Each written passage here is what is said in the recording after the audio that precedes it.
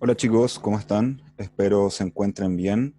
Aquí voy a grabar la clase que corresponde al contenido que estamos viendo, la última guía que había solicitado, ¿cierto? Pero por temas de cómo se organizaron las clases para la semana y a nosotros nos correspondió un día que en horario habitual no nos corresponde, día viernes, quedó aplazada, ¿cierto? Quedó no como exigencia, sino como sugerencia para realizarla, pero sí va a entrar este contenido en lo que es la evaluación final, que es para el próximo miércoles 8 de abril, ya donde se une la línea de tiempo de las causas, desarrollo y consecuencias de la Gran Guerra con el parlamentarismo, que alcanzamos a ver un poco en clase lo que era, hablamos sobre por qué se produjo, algunas características y bueno, lo que vamos a ver hoy en particular, sin dejar de nombrar lo siguiente, que es el gobierno de Arturo Alessandri Palma. Miren, me estaba equivocando de nuevo, porque su hijo gobernó después. De hecho, Arturo Alessandri Palma gobierna en dos periodos, no consecutivos, sino que años después, y luego en el año 58 al 64 gobierna su hijo Jorge Alessandri Rodríguez. Pero el que nos compete es Arturo Alessandri Palma de 1920 a 1925. Y comencemos, chicos. Bueno, este programa es DCPECH, es una clase de estilo preuniversitario. Hay preguntas tipo PSU que las vamos a nombrar dentro de esta clase porque nos ayuda mucho dentro de la información. Ya más que el sistema de pregunta con alternativa, nos ayuda con el tema de la información y de enviar información que es anacrónica, es decir, incorrecta. Ya chicos, este es Chile en el mundo de entreguerras 1, República Presidencialista. ¿Por qué en el mundo de entreguerras? Recuerden que la Gran Guerra terminó en 1918, la Segunda Guerra comienza en 1939, entonces todo ese periodo se llama entreguerra y como estamos abarcando 1920-25, se llama entreguerras. Les dije aparte, chicos, antes de comenzar, que esta diapositiva solo la vamos a ver hasta la página, o diapositiva en este caso, número 14, ¿ya? Porque lo que viene después no lo abarcaremos, por lo menos en este periodo previo a las vacaciones de invierno. Ya, chicos, comencemos entonces. Ya, chicos, como para retroceder un poco la información que vimos, y hasta donde habían llegado con Alonso, lo que habíamos hablado fue de la Guerra Civil de 1891. Ya en esta guerra civil se enfrentaron tanto el poder ejecutivo como el poder legislativo, ¿cierto? Saliendo vencedor el poder legislativo, ya que en este caso correspondería en Chile al Congreso. Y en este mapa estamos viendo las posibles causas, una política que dice que es el conflicto entre los poderes del Estado, ejecutivo y legislativo, y otra tesis económica, que decía que era el presidente en particular, Balmaceda, contra los empresarios del salitre, principalmente los empresarios británicos, ¿ya? Y por lo tanto, estos empresarios británicos habrían apoyado al Congreso, al legislativo, para en esta guerra, ¿ya? Por otro lado, tenemos la caracterización tales como poder legislativo versus poder ejecutivo, la Marina apoya al Congreso y el Ejército apoya al presidente. ¿Qué consecuencia tiene esto? La consolidación de un régimen parlamentario, porque es el legislativo, ¿cierto? El Congreso el que vence, y un afianzamiento del poder político de la oligarquía. Ya este proceso que viene posterior, que se llama parlamentarismo, es característico que gobierne la oligarquía como la vemos aquí, o también con el nombre de plutocracia la conocemos, ya que es el poder de los ricos. Por tener riqueza yo puedo acceder a gobernar un país. Ya chicos, otro de lo previo que nos conlleva el tema de hoy es la República Parlamentaria, ¿ya? Siendo que esto está dentro de la República Parlamentaria, vamos a hablar de un quiebre ya en la parte final de la República Parlamentaria. Logros que se pueden nombrar de esta República Parlamentaria es la continuidad y estabilidad de la legalidad, ya que no hubo conflictos dentro del país, como lo fue la Guerra Civil de 1891, y que hubo cierta estabilidad, ¿ya? Un equilibrio cívico-militar, como dice acá, porque no hubo conflicto entre los civiles y el militarismo, lo que sí había ocurrido previo a la historia de Chile en muchas ocasiones. Respeto por las libertades públicas, porque en este periodo, en la historia de Chile, se permiten ingresos de muchos pensamientos, ya de muchos pensadores, de muchas corrientes, se divulga lo que había nacido hace poco y que se había expandido por el mundo con el tema de la Unión Soviética, ¿cierto? Como el comunismo, las posturas socialistas, las posturas anarquistas, crecen los periódicos. A eso habla con las libertades públicas, ¿ya? El hecho de que hubiese más diarios, más periódicos, más información, ¿ya? Libertad de información principalmente. Y la debilidad, acá dice que es la insuficiencia gubernamental, ya que gobernaba principalmente el Congreso, ¿cierto? El poder legislativo más que el presidente. Dice las prácticas parlamentarias, esterilidad legislativa, indiferencia ante la cuestión social. Ya la cuestión social era este tema de la pobreza que se vivía en Chile y que algunos personajes hacen recalcar con panfletos, llamamientos, protestas, y frente a la cual el Estado respondía con violencia, ¿ya? Así como lo vemos en la actualidad también, donde una manifestación se reprime por carabineros, en ese tiempo era peor, ya no solo se reprimía, sino que se asesinaba eh, en las calles mismas a los manifestantes. Otro tema de las debilidades, chicos, está lo que conversamos ya, las rotativas ministeriales, donde los ministros iban rotando constantemente, lo que no es bueno para un gobierno, la interpelación parlamentaria, que no permitían gobernar al presidente con sus decisiones o sus propósitos, y también está el tema de que las leyes no tenían un tiempo para ser rechazadas o aceptadas, ¿ya? Entonces, no habiendo tiempo, podían pasar 5 años y una ley que necesitaba urgencia no era aceptada o rechazada, ¿ya? Otra debilidad del parlamentarismo. Por otra parte, también vimos la crisis del centenario, ¿cierto? Mal llamada, porque vimos que en realidad el centenario de Chile no era en esta fecha, sino que aquí se cumplen 100 años de lo que fue el primer acto de independencia, la primera junta de gobierno el 18 de septiembre de 1810. ¿Ya? Acá dice que hubo un contraste. Por una parte, habían celebraciones ostentosas. Como les dije, invitaron a gente de muchos países a mostrar el Museo de Bellas Artes, la Estación Mapocho. ¿Para qué? Para reflejar, como dice acá, el desarrollo y progreso del país. Pero, por otra parte, que era lo que se vivía, crítica situación del país.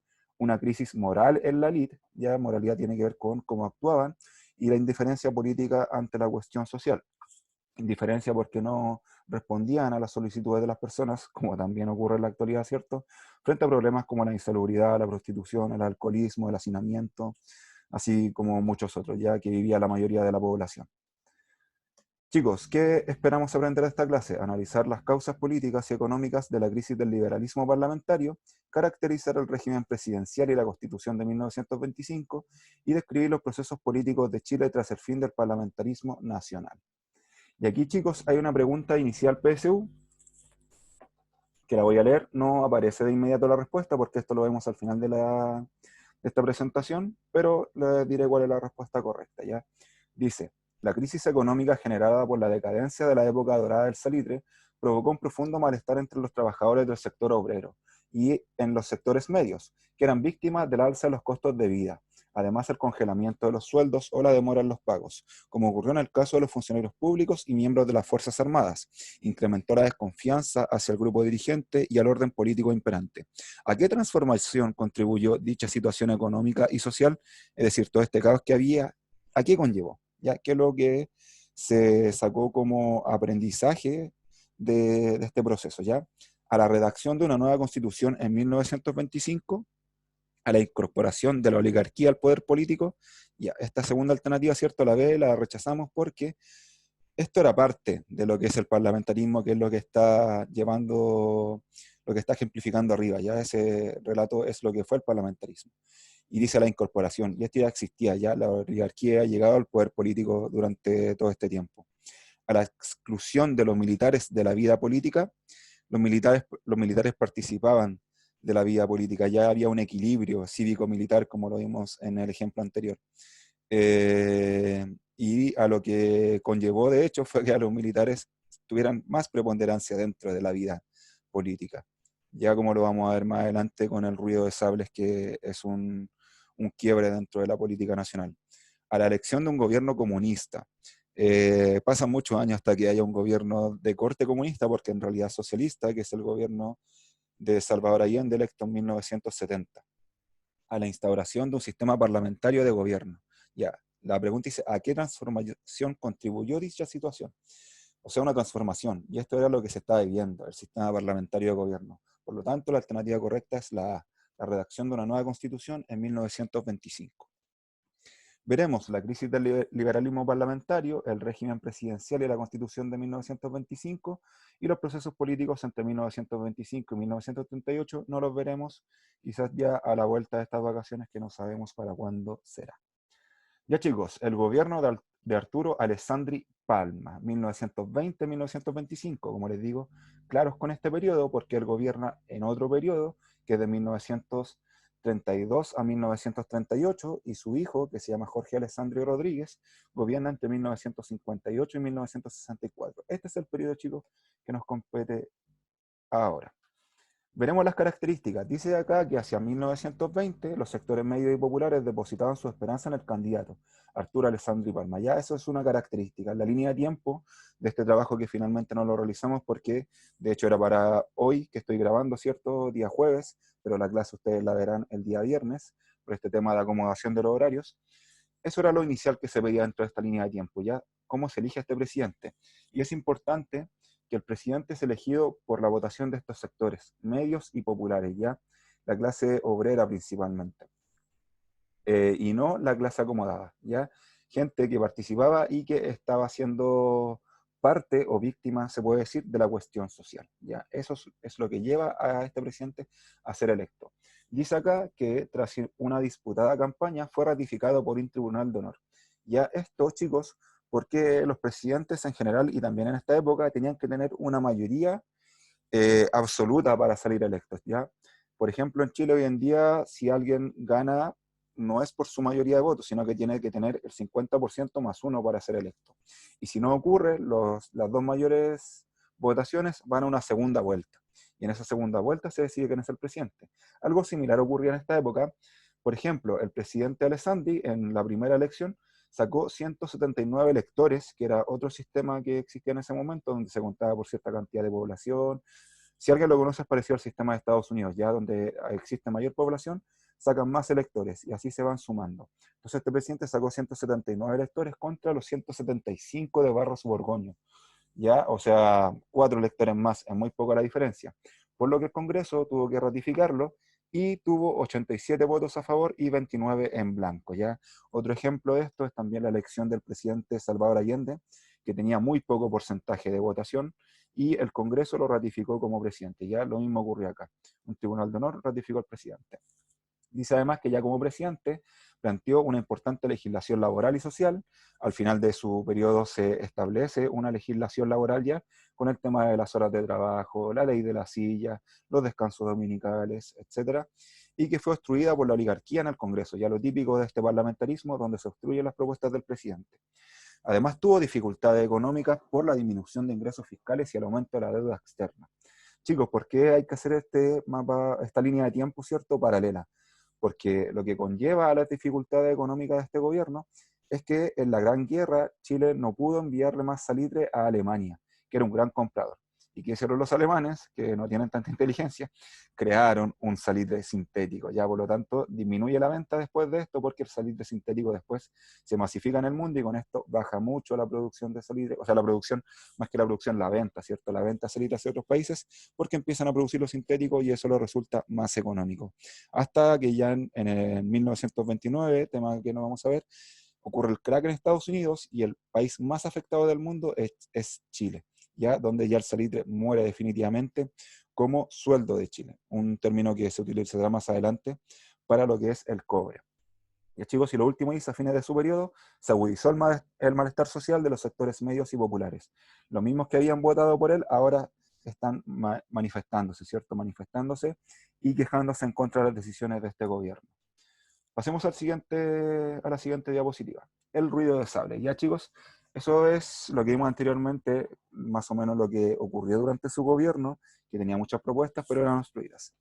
El ruido de sables, chicos. Más que vean esto, ¿cierto? Acá dice que en septiembre de 1924, la oficialidad joven del ejército protagoniza este ruido de sables.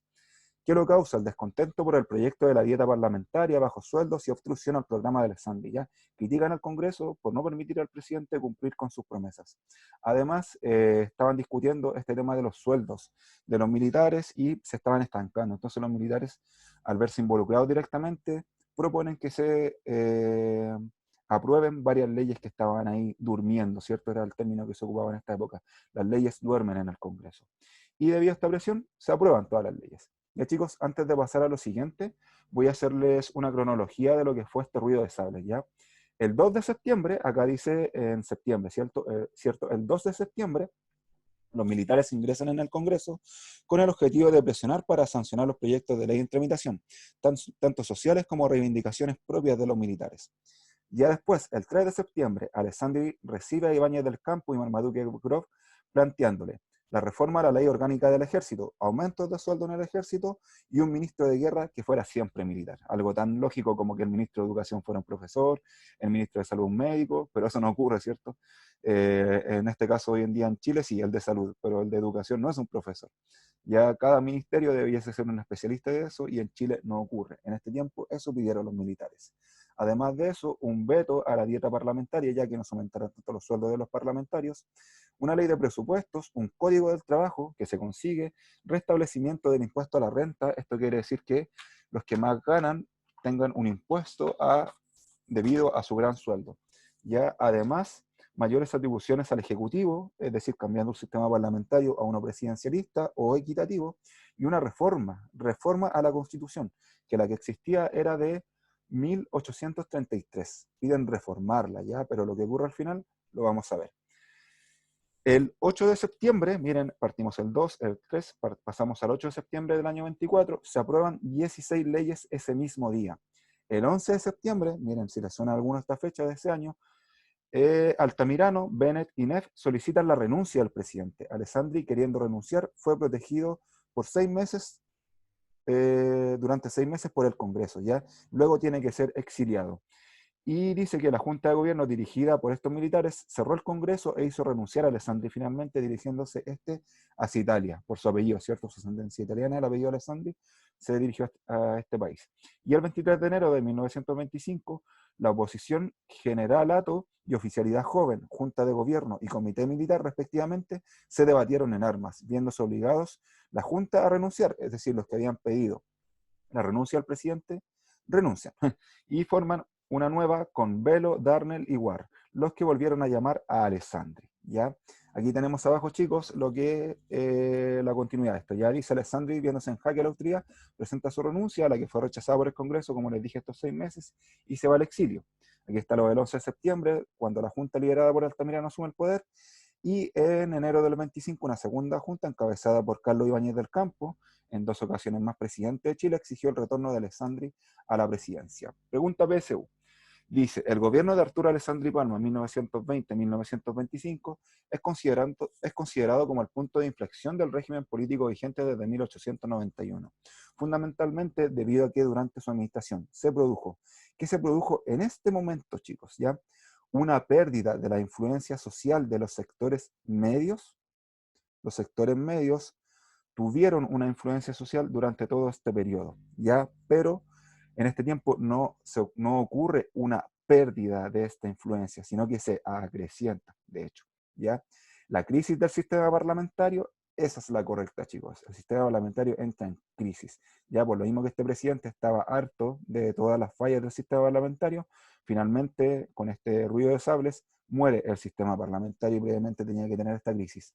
La consolidación de los grupos oligárquicos ya estaban consolidados dentro de la política.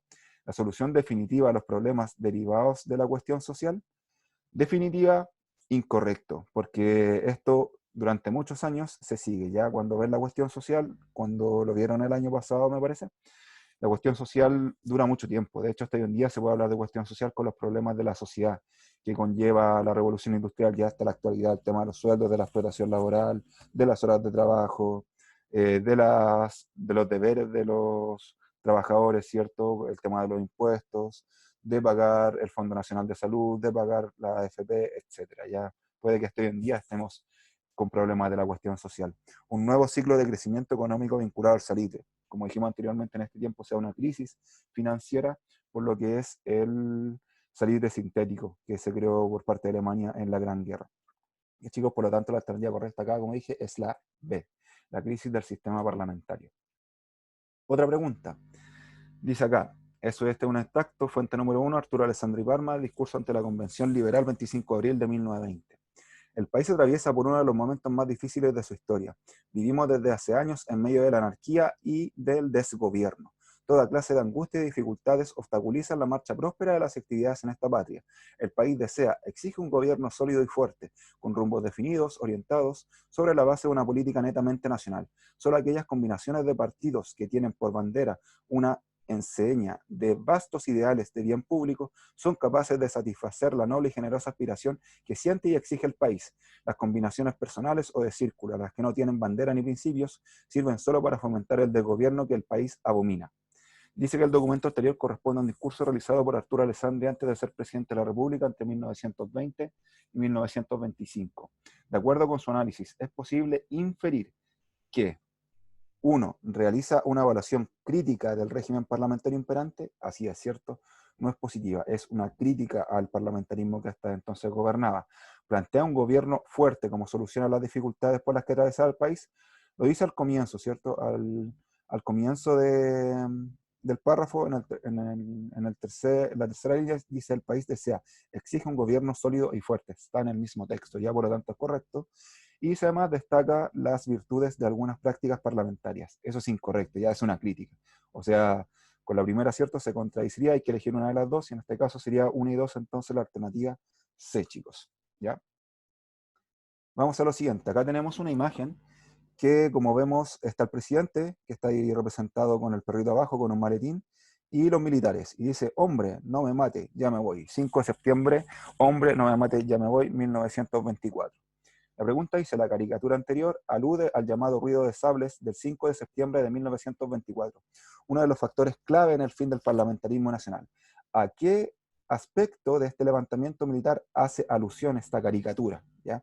¿A la búsqueda de consensos entre el poder político y los militares sublevados? No, no es un consenso, ¿cierto? Si alguien nos amenaza con su sable, no estamos consensuando algo. A la salida de Alessandri de la presidencia de la República y su posterior exilio, así es, ahí viene el ya me voy, ¿cierto? A su exilio. A la participación de los militares en la elaboración de leyes. No tiene que ver con la caricatura, porque los militares sí participaron en la nueva constitución, que ya vamos con eso. A la colaboración entre partidos políticos y militares para solucionar la crisis. No se ve algo colaborativo, ¿cierto? Estar amenazando y exiliar. A la resistencia a Alessandria de los campos promovidos por los militares. No me mate, ya me voy, ¿cierto? Huir. Finalmente, pues, que es una presión física, ¿ya? Entonces la alternativa correcta, chicos, como les dije, es la B, a la salida del presidente y su posterior exilio.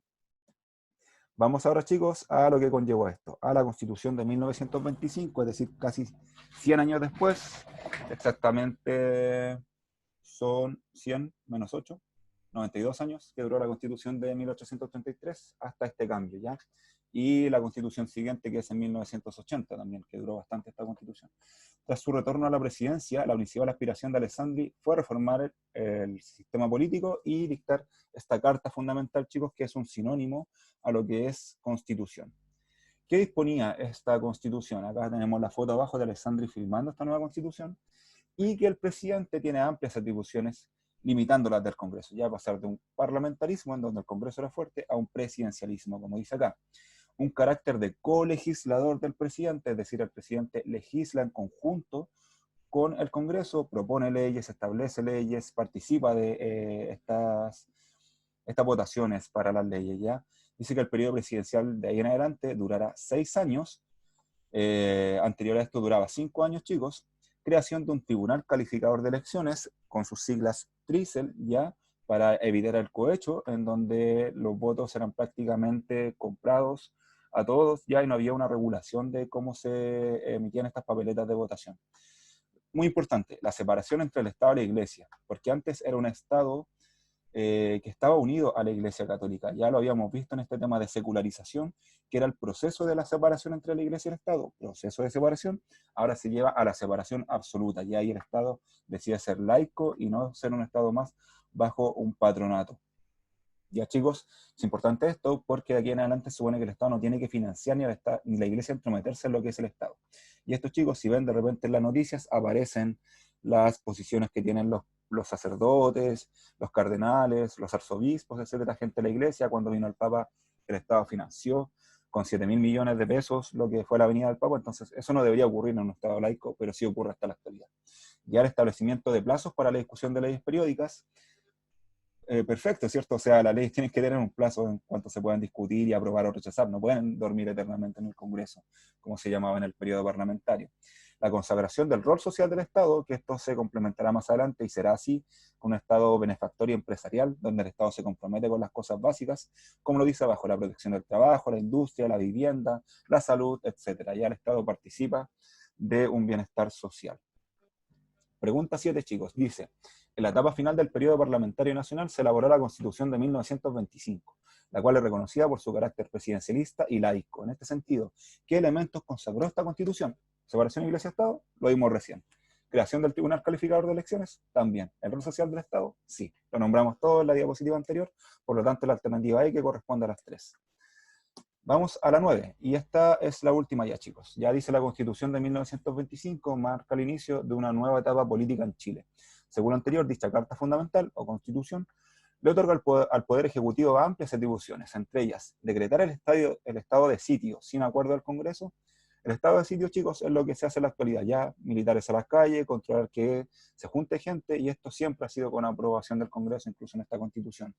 Asegurar el carácter de colegislador del presidente, estaba cierto la positiva, 2 diapositivas antes, que el presidente puede legislar en conjunto con el poder legislativo, ya con el Congreso. Destituir a miembros del poder legislativo. Eso se hace entre los mismos poderes, ya la separación del Estado, chicos, tiene que ver con que los poderes participan entre sí con el Estado, porque el Estado se divide para poder gobernarse, pero no tienen que ver unos con otros. Ya el presidente sí puede destituir a sus ministros, que son a los que él delega las responsabilidades, ¿cierto? Ya sean salud, educación, deporte, etcétera, ¿cierto? Cada ministerio. En eso sí el presidente puede instituir, pero no al poder legislativo. Proscribir a los partidos políticos de oposición. Eso, chicos, proscribir significa eliminar, que no puedan existir los partidos políticos. Vamos a ver más adelante en la historia de Chile, el Partido Comunista fue proscrito, y después del golpe militar de 1973, todos los partidos de izquierda, y en sí todos los partidos políticos, fueron proscritos, no podían existir, ¿ya? Sobre todo los de izquierda, que no podían. Ya los otros sí podían, no funcionaban como partidos políticos, pero sí podían, ¿ya? En el año 49, si mal no recuerdo, está la primera proscripción del Partido Comunista en Chile, ¿ya? Donde no puede existir y sus representantes se exilian. Y nombrar un vicepresidente de la República. Este cargo, chicos, en Chile no existía, existió entre el año 1828 y el año 1933, y no existe en el 25 ni antes ni en la actualidad, ¿ya? Hay alguien que reemplaza al presidente cuando éste viaja fuera de Chile. En este caso es el ministro de Defensa en la actualidad. Hace un par de años era el presidente del Senado, sino el presidente del Senado. Hoy es el ministro del Interior, ¿ya? Pero no existe este cargo como tal. Ya, chicos, por lo tanto la alternativa correcta es la B. Y hasta aquí quedamos con la clase, chicos. Espero participen de los grupos de consulta. Ya vean el video antes para que vayan anotando lo que les genere dudas. Y sé que hay muchas dudas con respecto a la evaluación del miércoles siguiente que tienen que enviar, ya que es la unión de la línea de tiempo anterior, los que hicieron mapas, ¿cierto? O que escribieron simplemente que faltó imágenes, que no fue una línea de tiempo como tal, donde los periodos tienen que estar más o menos acorde a lo que duraron ya, su extensión en lo que ustedes reflejan. Algunos no lo hicieron, por lo tanto van a tener que ahora hacer un doble trabajo, y los otros que lo hicieron bien y consideran también cierto lo que fue la retroalimentación, perfecto, van a tener que unir esta línea de tiempo simplemente abajo como una línea de Chile durante el mismo periodo, donde calcen las fechas y los procesos. Ya, chicos, perfecto, que estén bien, cuídense y los escucho. Nos vemos ahora en las consultas.